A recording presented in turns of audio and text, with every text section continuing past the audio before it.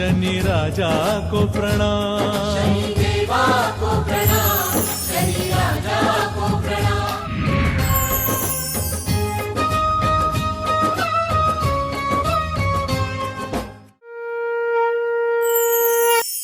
शनि देवा को प्रणाम, शनि राजा को प्रणाम, शनि देवा को प्रणाम, शनि राजा।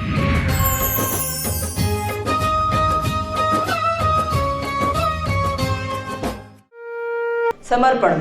इस विश्व ब्रह्मांड सृष्टि को चलाने वाले परमात्मा से, ओंकार निराकार परब्रह्म परमात्मा सच्चिदानंद सदाशिव से, देवों के देव महादेव शिव शंकर भोले भंडारी से, पंच देवताओं में सर्वमान्य देवता श्री गणपति जी से, श्री शिव जी से, श्री विष्णु जी से, श्री सूर्य देवता और आदि देवी शक्तियों से मेरी करबद्ध प्रार्थना है कि वे मेरा आवाहन, मेरा प्रणाम स्वीकार करें और मुझे सनातन धर्म की सेवार्थ, धर्मार्थ, परमार्थ, जनहितार्थ सरल पूजन विधि साहित्य के लेखन की पात्रता प्रदान करें। मेरा यह साहित्य लेखन मेरे इष्टदेव, न्यायाधीश, आध्यात्म अधिपति, ग्रह शिरोमणि, कर्म फलदाता, कलयुग के भगवान श्री शनिदेव जी महाराज को समर्पित है, जिन्होंने अपनी अथाह कृपा से मुझे अपने इस मनुष्य जीवन को भक्ति और ज्ञान मार्ग हेतु समर्पित करने की पात्रता प्रदान की।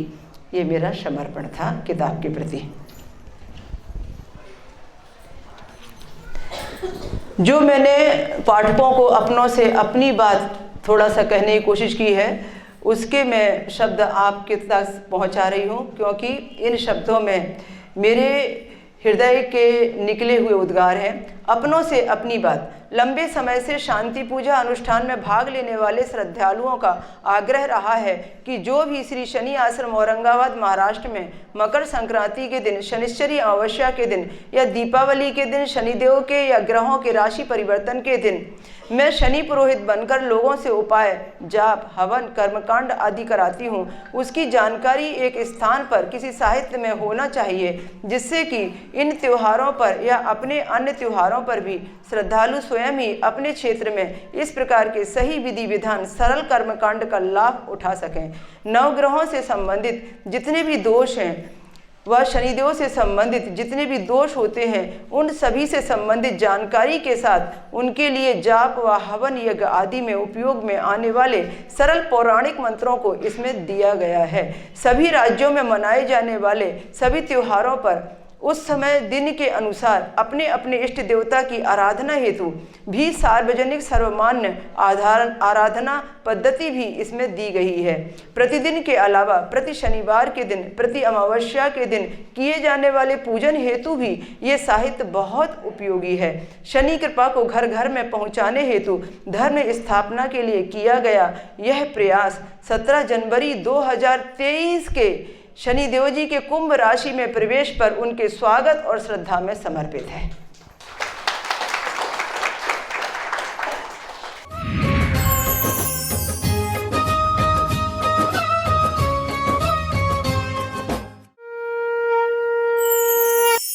शनि देवा को प्रणाम, शनि राजा को प्रणाम। हमारी कोई ना कोई तो राशि होगी, हमारे घर के लोगों की भी कोई राशि होगी और हमारी जो जन्म राशि होगी, हो सकता है हमें किसी को पता भी ना हो, या 2, 4, 10 लोग ऐसे हो सकते हैं कि उन्हें खुद की जन्म राशि ना भी पता हो, पर जो व्यक्ति नाम प्रचलन में अपना इस्तेमाल करता है और जन्म से लेकर अभी तक एक ही नाम इस्तेमाल कर रहा है, इसका मतलब यह है उस नाम का भी प्रभाव वह जन्म नाम के जैसा ही प्राप्त कर रहा है, वह जिसे जन्म नाम नहीं पता है।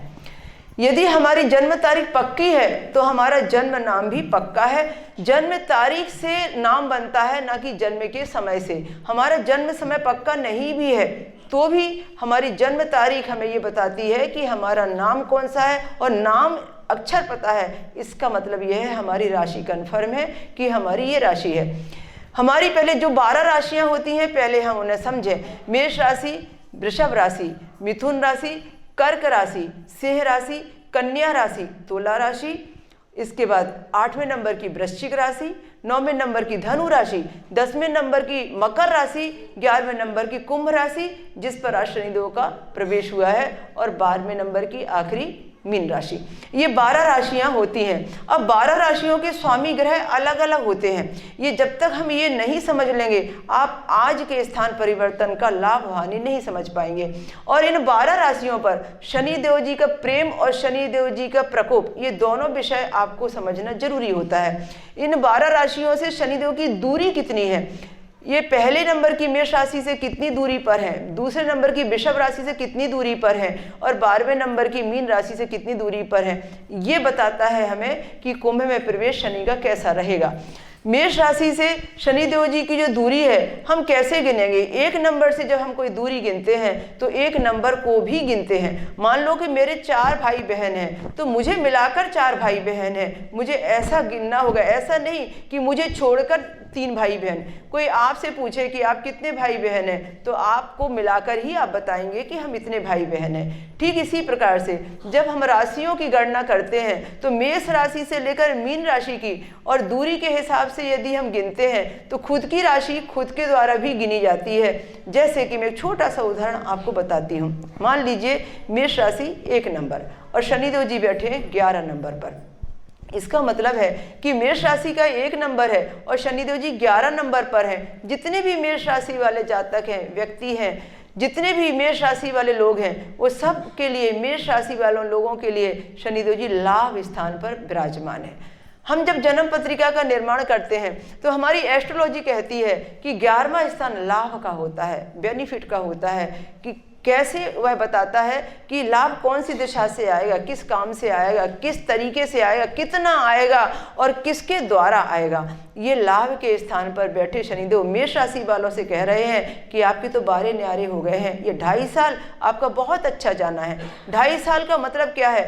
29 मार्च 2025 यहाँ तक यात्रा चलेगी कुंभ राशि में शनिदेव के प्रवेश की। कुंभ राशि में शनिदेव का प्रवेश 17 जनवरी 2023 दिन मंगलवार शाम 6:10 पर हुआ। अब ये यात्रा जो चलेगी 29 मार्च 2025 तक, ये अद्भुत यात्रा रहेगी। हर राशि पर हर दिन ऐसा प्रभाव नहीं रहेगा कि एक जैसा रहे। हमारा प्रारब्ध कुछ है हमारे साथ। हर आत्मा अपने साथ प्रारब्ध का कुछ कर्म भोग लेकर आती है। यही कारण है कि एक ही राशि वाले 5 व्यक्तियों को, 5 लोगों को एक जैसा प्रभाव कभी नहीं पड़ता। हर आत्मा अपने साथ जो कर्म भोग लेकर आती है, प्रारब्ध की पीड़ा और प्रारब्ध का अच्छा लेकर आती है, वो व्यक्ति उस हिसाब से पाता है कि उसका शनि का समय पॉजिटिव होगा कि नेगेटिव होगा, कम नेगेटिव होगा या कम पॉजिटिव होगा।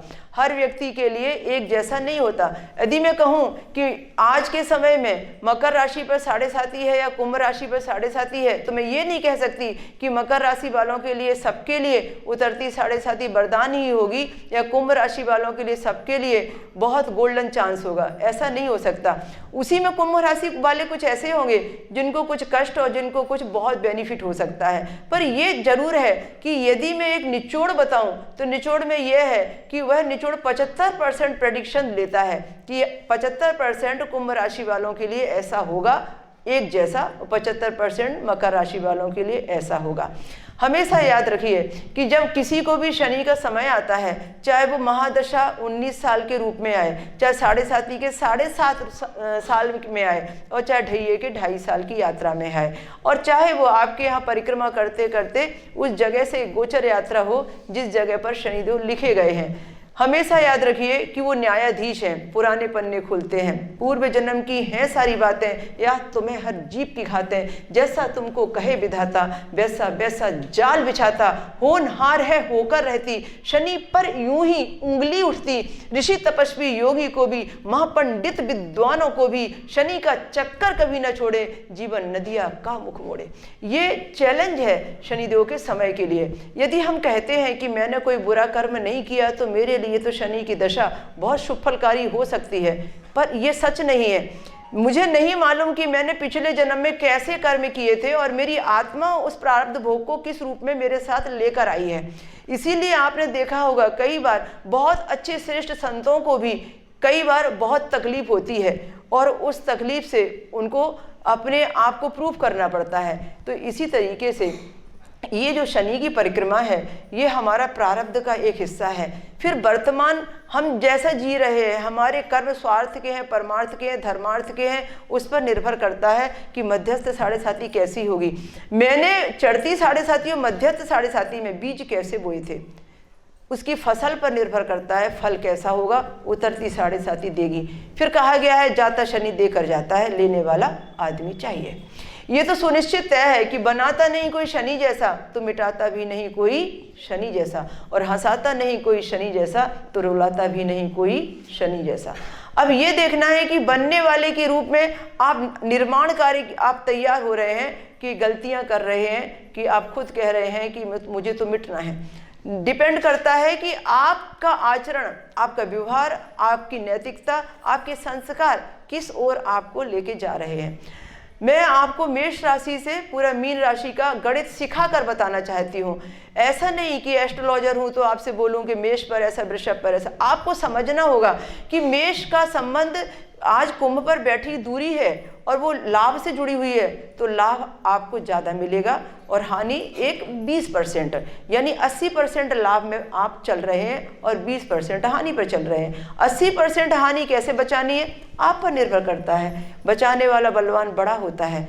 आपको चाहिए कि आप उस 80% पर विजय प्राप्त करें।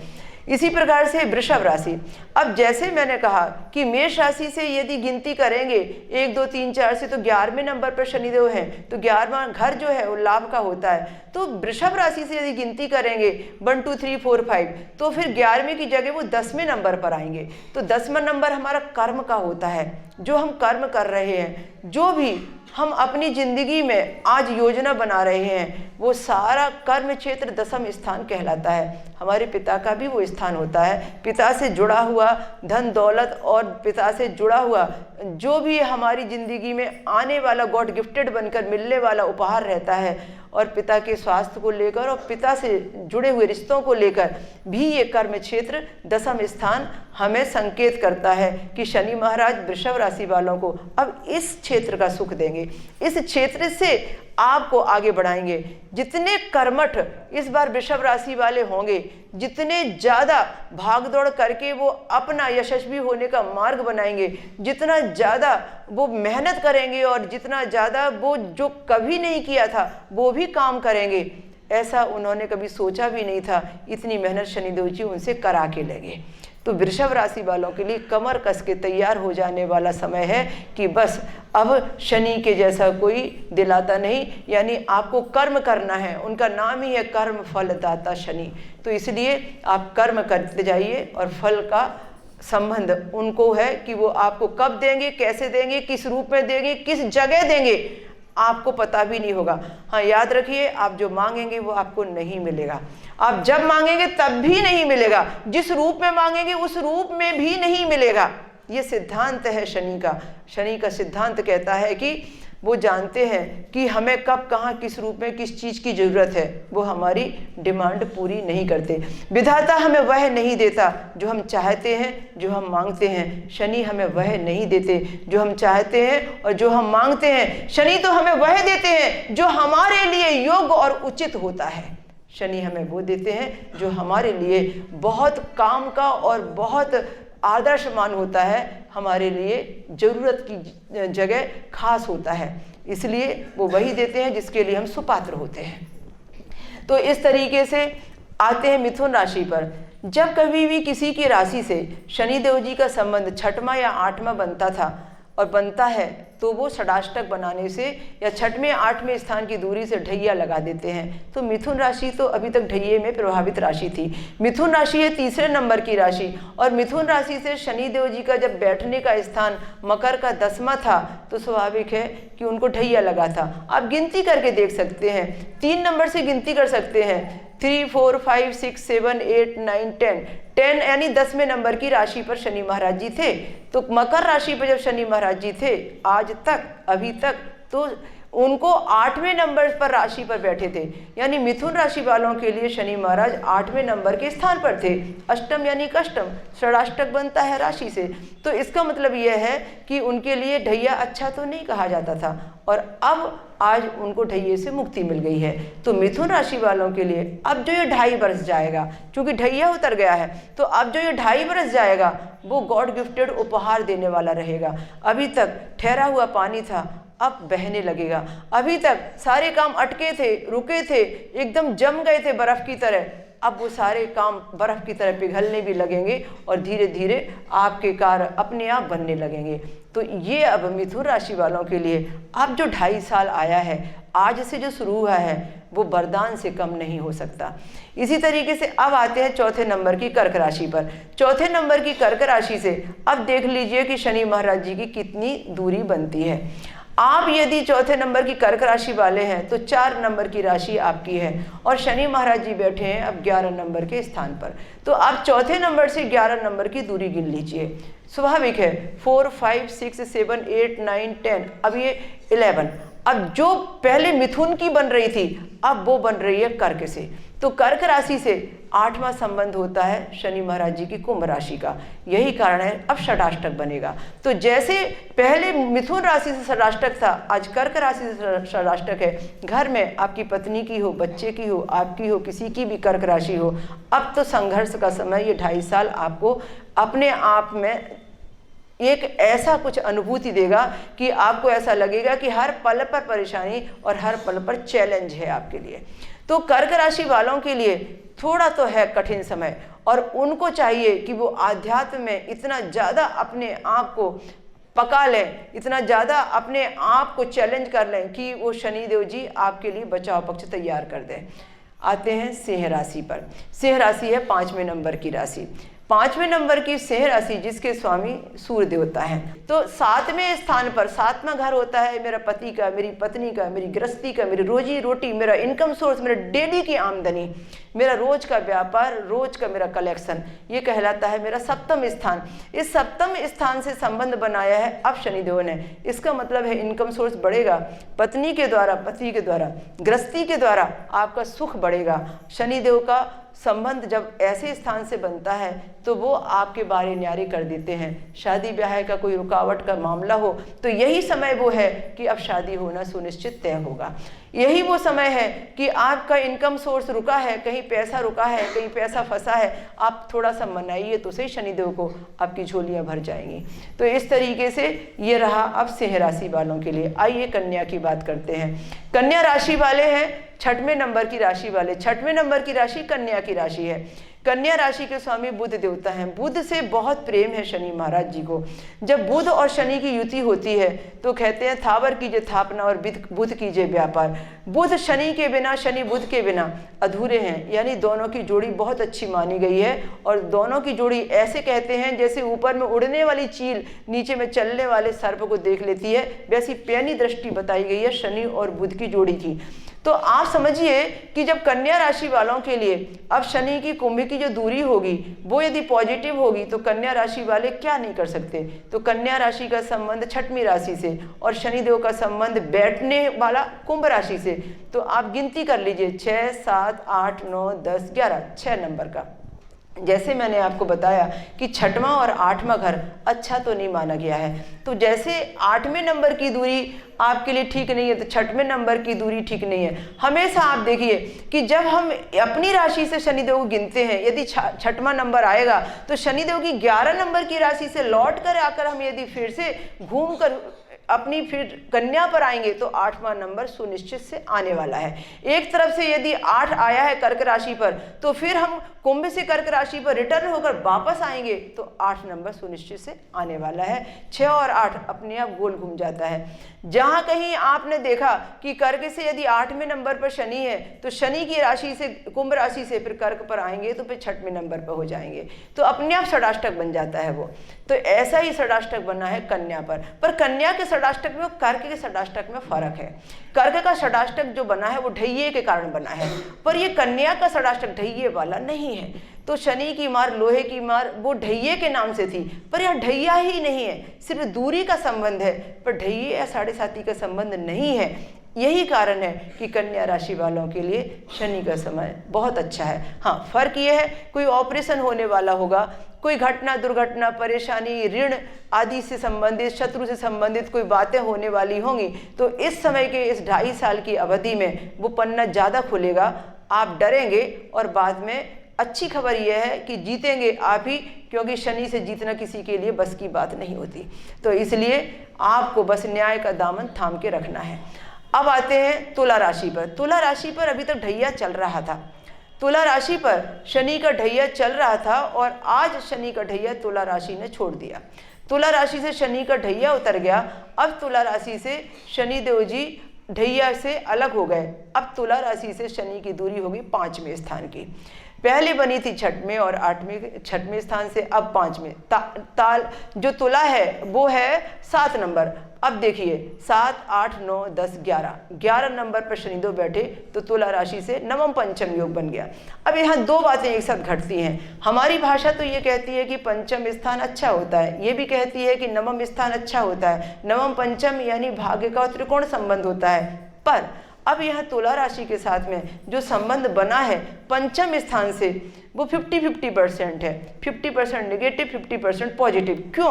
क्योंकि पंचम स्थान पर त्रिकोण राशि पर यदि त्रिकोण स्थान पर शनि महाराज जी तुला राशि के ढैये को छोड़कर आते हैं तो बहुत अच्छा नहीं हो सकता, क्योंकि वह व्यक्ति जो तुला राशि वाला है, जो ढैया से उतरा है और शनिदेव पंचम स्थान पर आए हैं, वो व्यक्ति कुछ गलतियां ज़्यादा कर सकता है, लापरवाही ज़्यादा कर सकता है। शनि की तीसरी दृष्टि उसकी गृहस्थी को छू रही है। शनि की तीसरी दृष्टि के नाम से वो कुछ ना कुछ ऐसी मिस्टेक कर सकता है कि जिसके नाम से आ बैल मुझे मार या गलती कर पछताए वाला हिसाब हो सकता है। तो इसलिए सावधानी बरतने का सख्त समय है।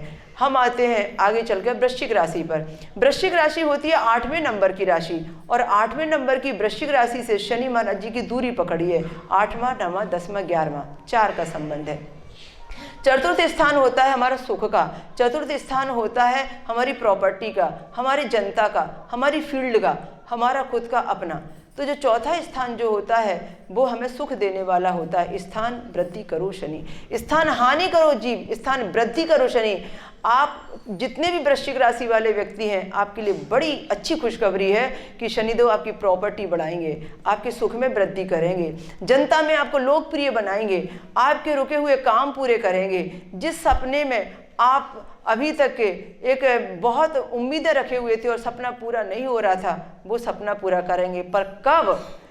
जब आपको प्रेम हो शनिदेव से और शनिदेव को अटैचमेंट हो आपसे। स्थान हानि करो जीव, स्थान वृद्धि करो शनि। जीव भावे यदि शनि, शनि भावे यदि जीव। अभी देखना है कि दोनों तरफ ही अटैचमेंट एक जैसा रहना चाहिए, तो निश्चित रूप से वृश्चिक राशि वाले जीत जाएंगे।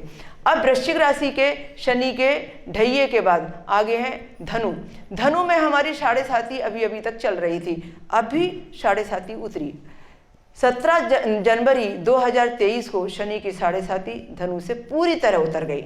हालांकि पहले हमने देखा था 29 अप्रैल 2022 के दिन शनि पलट का एक छोटा सा अवसर मिला था, फिर आगे मार्गी होने पर रिट्रोगेट हुए, फिर से मार्गी हुए। इस कारण पूरी तरह से जो 7.5 का असर था वो उतरने वाला 3 महीने से ज़्यादा हमें मिला नहीं, पर अब जाकर शनि की 7.5 पूरी तरह से उतर गई। तो धनु राशि वालों के लिए एक बड़ी खुशखबरी है कि शनि की 7.5 अब आपकी पूरी तरह से खत्म हो गई है।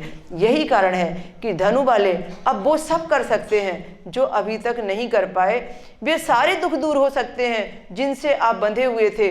जो भी कोर्ट कचहरी थी, जो भी आपके अधिकारों की बात थी, जो भी प्रमोशन की बात थी, जो भी राजनीति में कोई चुनाव की बात थी, जो भी अच्छी जगह पहुंचने की बात थी, वो सारी चीज़ें मंजिल देने वाली अब आपके लिए सामने खड़ी हैं। पर शर्त यही है कि जीव भावे यदि शनि और शनि भावे यदि जीव। आप पर निर्भर करता है कि क्या आप पाने के लिए तैयार हैं। भाग्य दरवाजा खटखटा रहा हो और आपने दरवाजा ही ना खोला और आप दरवाजे पर ही ना आए स्वागत के लिए, तो फिर आप चाहेंगे भी तो परोसी थाली खा नहीं सकते।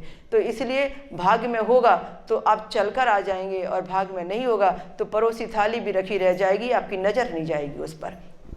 तो इसलिए ये धनु राशि वाले का भविष्य था। आइए मकर पर। मकर राशि शनिदेव की खुद की राशि है और मकर राशि की खुद की राशि में 30 साल बाद प्रवेश हुआ था उनका 24 जनवरी 2020 को। बड़ा अद्भुत दिन था, हमने भी बहुत बड़ा उत्सव मनाया था शनि पलट का, और बहुत बड़े पैमाने पर आपने देखा था कि किस तरीके से संगीतकार लक्ष्मीकांत प्यारेलाल जी आए वहाँ, प्यारेलाल जी ने कैसे वायलिन बजाई और किस तरीके से हमने अनुष्ठान किए और कितनी ज़्यादा रौनक और किस तरीके से हमने पूरी सजावट की। उसने हमें 2.5 साल में जो कुछ दिया उसके बखान करने के लिए तो शब्द ही थोड़े हैं। तो हमने ये अनुभव किया जब मकर राशि में 30 साल बाद आने पर 2.5 साल में शनिदेव जी ने इतना चमत्कार दिखाया, तो कुंभ राशि में भी तो वो 30 साल बाद आ रहे हैं। उनकी खुद की 2 राशियाँ हैं, मकर में शनि, कुंभ में शनि। मकर में भी आएंगे तो 30 साल बाद फिर रिटर्न होकर आएंगे, क्योंकि उनकी चाल 30 साल में एक कंप्लीट होती है। 30 साल लगते हैं एक बार पूरा उसी जगह पर रिटर्न होकर वापस आने में जिस जगह से वो चलकर जाते थे। अब ठीक उसी प्रकार से कुंभ राशि में भी पूरे 30 वर्ष लगे, जिस तरह पर वहाँ पर चले थे आज घूम कर फिर से वहीं पर वापस आए पूरे फुल 30 साल के बाद, और अब 30 साल के बाद ही अवसर हमें मिलेगा। तो कुंभ राशि भी उनकी खुद की राशि है। तो मकर राशि में आपके जो अनुभव रहे होंगे, जो जो आपने भोगा होगा, जो जो आपको समझा होगा, वो उसका मूल्यांकन आप कीजिए ठीक इसी तरीके से कुंभ राशि पर। तो आपको समझ में आएगा कि मकर राशि और कुंभ राशि दोनों उनकी खुद की राशि है, तो कितना पॉजिटिव होगा और कितना नेगेटिव होगा। मैं सीधी सी एक बात कहती हूँ आज के हिसाब से कि आज मकर में शनि का प्रवेश उतर रहा है, यानी जो मकर में प्रवेश हुआ था 24 जनवरी 2022 के दिन, आज पूरे 2.5 साल खत्म होने के बाद में 17 जनवरी 2023 को शनि महाराज जी मकर से यात्रा पूरी करके अब कुंभ में प्रवेश कर गए हैं। यानी जिस से निकल गए, जहां से जिस राशि से जगह छोड़ दी, उसे कहते हैं उतरता शनि उतरती 7.5। तो उतरता शनि उतरती 7.5 अब ये बन गई है आपकी मकर राशि पर, क्योंकि अब उनसे एक घर आगे चले गए हैं, कुंभ के शनि में प्रवेश कर गए हैं। जिस घर में बैठेंगे, जहां पर यात्रा चलेगी, जहां पर धुनी 2.5 साल तक के लिए रमाएंगे, उसे कहते हैं हृदय का शनि, उसे कहते हैं मध्यस्थ शनि, उसे कहते हैं कि 2.5 साल भोग लिया हमने, अब 2.5 साल यहाँ भोगेंगे, अब 2.5 साल भोगने के बाद में अब यहाँ से जब आगे जाएंगे तब उतरती शनि की 7.5 रहेगी। अब मैं जो आपको शॉर्ट में समझाना चाहती हूँ कि जो भी व्यक्ति मीन राशि वाले हैं, जिनकी भी 12 नंबर की मीन राशि है, उनके ऊपर चढ़ता शनि है, कुंभ राशि वालों के ऊपर में मध्यस्थ शनि है, और मकर राशि वालों के ऊपर में उतरता शनि है, और धनु राशि वालों को आज 7.5 खत्म हो गई है। जब मकर से उतर गए तो उतरता 7.5 का समय आ गया, कुंभ में प्रवेश कर गए तो कुंभ में मध्यस्थ शनि हो गए, और मीन में गए नहीं। 11 के बाद 12 नंबर की मीन राशि आती है, मीन में गए नहीं, एक घर पीछे है। मीन आगे है 12 नंबर, वो तो 11 पर ही बैठे हैं। तो जब आपके घर से एक घर पीछे वो बैठे हैं, इसका मतलब यह है कि चढ़ती 7.5 है। या ऐसा समझ लीजिए कि यहाँ सर से लेकर गर्दन तक आपका मीन राशि का प्रभाव है, तो इसे हम चढ़ती 7.5 से संबोधित करते हैं। और कंधे से लेकर नाभि तक कुंभ राशि का प्रभाव है, तो इसे हम मध्यस्थ शनि को संबोधित करते हैं। और नाभि से लेकर पैर की एड़ी तक उतरते 7.5 का प्रभाव रहेगा, तो इसे हम मकर राशि से संबोधित करते हैं। कुल मिलाकर ये शनि के 3 चरण होते हैं, चढ़ती 7.5 के चरण में, और मध्यस्थ 7.5 और उतरती शनि की 7.5। इसी तरीके से ढैये के 2 राशियों के असर खत्म हो गए हैं और 2 राशियों पर ढैये का प्रभाव प्रारंभ हो गया है। याद रखिए, ये ढैया और ये 7.5 कभी भी आपको छोड़ेगा नहीं। हाँ, इतना है कि आज ढैया नहीं है, ये आज 7.5 नहीं है, पर जिस 7.5 से शनि महाराज जी पूरी तरह से विदाई ले लेंगे, उससे ठीक 2.5 वर्ष के बाद पुनः ढैये में प्रवेश करेंगे। जैसे कि धनु राशि से आज शनिदेव जी ने 7.5 नील कर दी, नहीं है 7.5, अब 7.5 से वो मुक्त हो गए हैं। पर आज से ठीक 2.5 वर्ष बाद 29 मार्च 2025 के दिन पुनः फिर से शनिदेव जी का ढैया लगेगा धनु राशि वाले पर। बस यही तो खेल है। आप कितना भी कह लीजिए कि मेरे ऊपर में शनि नहीं है और मेरे ऊपर में है, कोई फर्क नहीं पड़ता। आज आपके ऊपर में है, कल आपकी पत्नी के ऊपर में, परसों बच्चे के ऊपर में, घर के घर में ही है, गए वो कहीं भी नहीं है। तो जिसकी राशि का जो परिवर्तन है वो आपस में एक दूसरे से पता चल जाता है कि किसी पर क्या प्रभाव चल रहा है।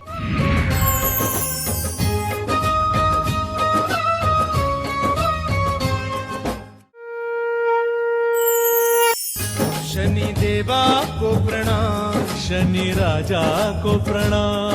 शनि देवा को प्रणाम, शनि राजा को प्रणाम।